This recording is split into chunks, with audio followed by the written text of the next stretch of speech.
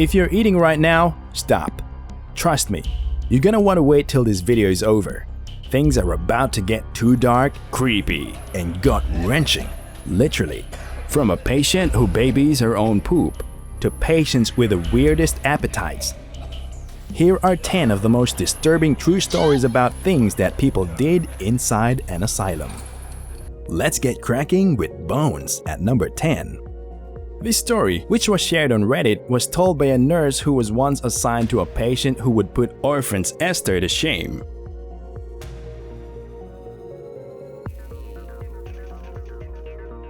There was this one patient who was confined for his tendencies to self-harm.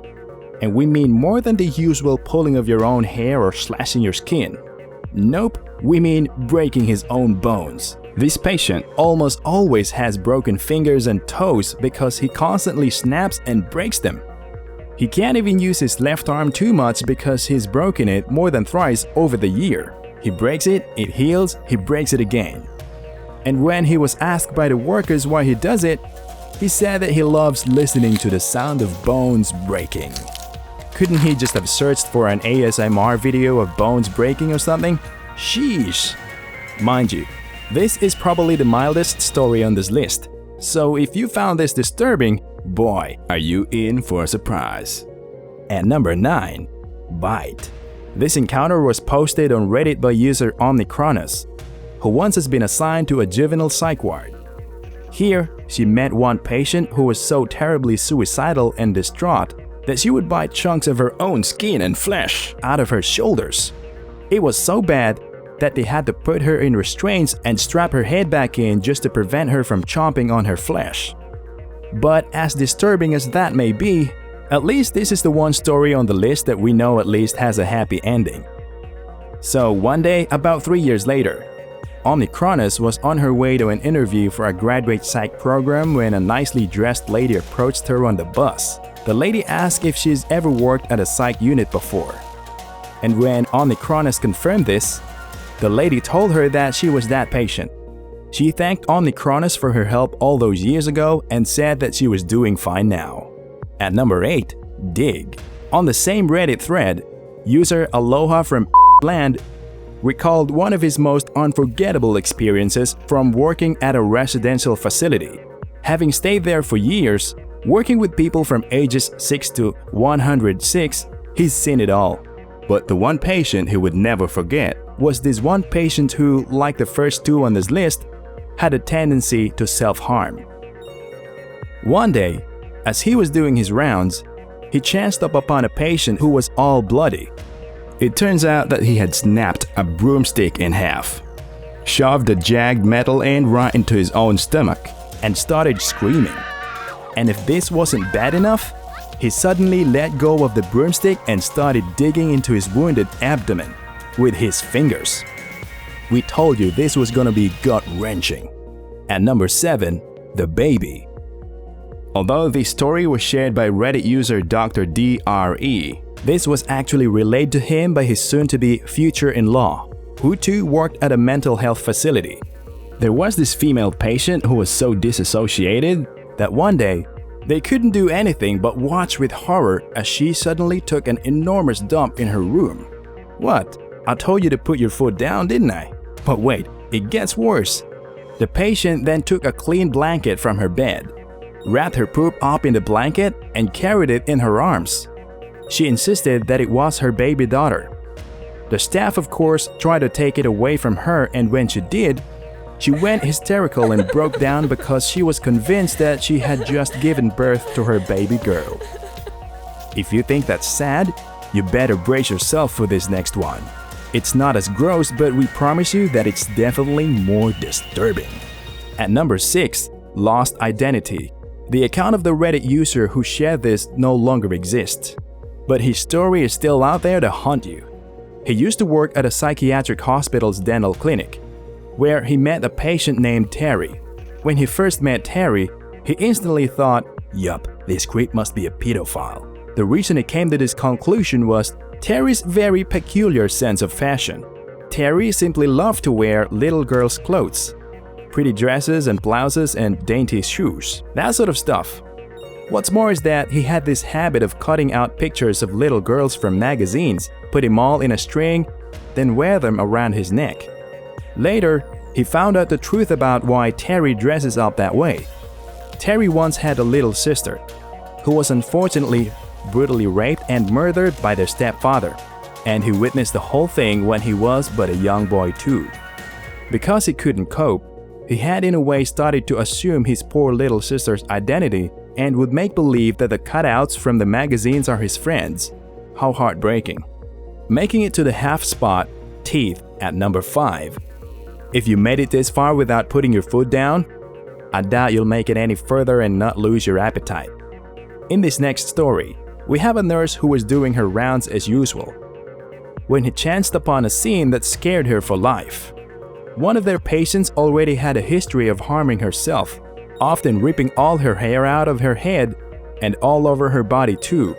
One particularly gruesome evening, this nurse found the patient in her room with blood all over the floor and coming out of her mouth. To her horror, she realized that the patient had pulled out most of her teeth. And if it wasn't bad enough, she had also actually swallowed some of them. Now, don't get too grossed out yet, because we've still got darker stories headed your way. At number 4, photographs. The story was posted on by Reddit user Ping, who heard it from his sister, who was a director at a psychiatric hospital. They had this one patient who, much like many of our previous patients here, couldn't stop harming herself. At first, it seemed like your usual self-harm stories. You look at her and you see numerous cuts on her arms, legs, and torsos. But what made her case different is what she would tend to do to her fresh cuts. This patient would take photos of her family, pry her newly cut wound open, slip the photo under her skin, and let the skin close around it. Man, she just gave getting under my skin a whole new meaning, taking the number 3 spot, the eyes. This next patient, as recounted by Reddit user Atheist Comic, was suffering from a brain damage so severe that they had to keep her in a padded cell with absolutely nothing. No chairs, no beds, no clothes even. She was butt naked all the time in her cell because they had to keep her from putting anything in her mouth. Cause boy, she had her fair share of eating the most random of stuff. Styrofoam cups, plastic spoons and forks, even plates, literally anything.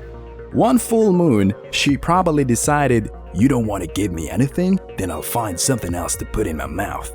And find she did. On her way to the bathroom, she managed to snatch up a plastic spoon from a tray she found nearby. And if you think she went and gobbled up that spoon, you're wrong. She's given up that diet and instead decided to use the spoon to pluck one of her eyes out. Yes, let me say that again. She scooped out her eye. And despite the 2 nurses who came running to stop her, she managed to pop it in her mouth and swallow the damn thing. Now, all these stories might have creeped you out, but we bet this next one will make you want to switch the lights on. At number 2, Jane. No, Jane wasn't her real name. But Reddit user Huge Pianist decided to just use this name as he tells the story that would make any grown man want to quit. Jane was quite a handful to say the least. Her very first night at the facility, the staff had to do a lot of cleaning up after they found her in a puddle of blood as they did their bed check. Remember that scene from Black Swan where Natalie accidentally pulled the skin off her nail? Jane kinda did that, but on purpose. Using her fingernails, she had managed to slice the skin around her shin and was pulling the skin up her leg off of her calf. She also used to have this sort of ritual where she'd run from one wall to another in her room and touch the wall in a crucifix pattern. She'd do this for hours until she's finally exhausted and goes to sleep. One night, Jane was more frantic than usual as she performed her bedtime ritual. She was also screaming her head off, so the staff on duty that night decided to check in on her. But when they got to her room, Jane was silent as a rock, standing by her doorway, smiling at him from ear to ear. He asked her what was wrong, to which Jane responded, "What makes you think you're speaking to Jane?" Nope, I would just quit right then and there. But hey, don't you dare give up on us now. Let's go on ahead and reveal the story that made it to number 1. Look, the story from Never Got Challenger easily takes the cake. It was a story his mom told him from when she spent time at the neuropsychiatric ward in grad school. She was on one of her routine checks around the ward, and it was already lights out then, so all the bedroom doors should be closed. As she turns a corner, she finds a staff member lying face down on the floor. The staff member was unconscious, his legs out of the only bedroom door that remained open, and his upper half still inside the open room. Never Got Challenger's mom rushes into the room and finds the patient, who was diagnosed with severe postpartum psychiatric disorder, sitting cross-legged on the floor in front of her, hands and face all bloody. She had gouged both of her own eyes using just her bare hands, and was holding them in front of her. Never Got Challenger's mom frantically tries to perform CPR on the unconscious staff member, as the woman just sat there in front of them quietly, calmly, eyes staring from her open palms. I've had quite enough of that, but if you want more, okay. Tell us the most disturbing mental facility story you know in the comments section. We won't promise not to scream, but we promise not to judge. Don't forget to give us a thumbs up, subscribe to our channel, and turn on the notifications to get front row seats to watch Canon's mind-blowing videos. Thanks for watching, and we'll see you on the next one.